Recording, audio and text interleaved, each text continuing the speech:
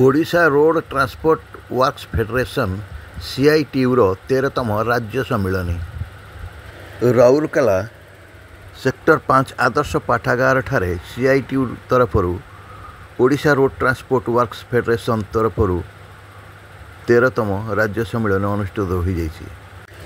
सम्मिलन में श्रमिकों अधिकार एवं श्रम आईन विषय रे आलोचना करा जाइथिला।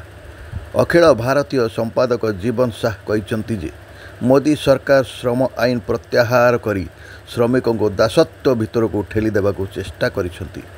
सीआईटीयूर जातीय उपाध्यक्ष विष्णु महांती संगठन को मजबूत करने एवं आंदोलन को तीव्र करने को आह्वान देते।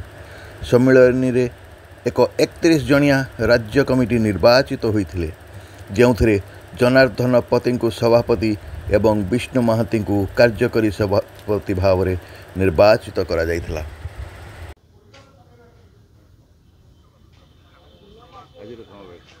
आज ये हूँ जो राज्य ट्रांसपोर्ट फेडरेशन वर्कर्स कॉन्फ्रेंस हो ये कॉन्फ्रेंस रे राज्यर समस्त यूनियन नेतृवृंद माने जोग देछि।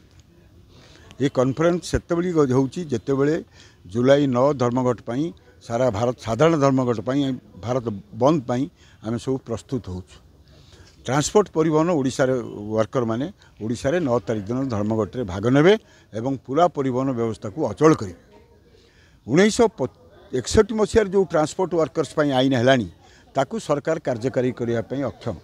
गोटे बस स्टैंड रे ट्रांसपोर्ट श्रमिकों पई रेस्ट रूम नहीं, टॉयलेट नहीं, बाथरूम नहीं एवं 12 घंटा बस चली आसला परे से कौ भाव में कौटी रेस्ट नेबे, कौटी रहिबे, कौटी गाधेबे ये सब व्यवस्था जोटा सरकार तरफ करिया कथा ता करा जाऊ नाही।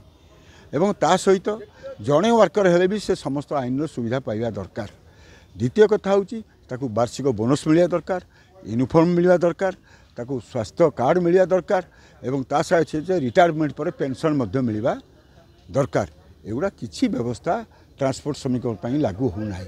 तेणु ये समस्त यथार्थ दाबी उपरे आगामी दिन में ट्रांसपोर्ट फेडरेशन वर्कर्स फेडरेशन आंदोलन करिवो। सारा भारत वर्षर धर्मघट करिवो। ओडिशा रे मध्य आमे समस्ते मिसी ये धर्मघट को करिवो एवं दाबी आदाय पर्यंत ये धर्मघट चलिवो। ये हूँ आज सम्मेलन प्रस्ताव जहाँ ये वार्ता को लेकिन समस्ते जीवे।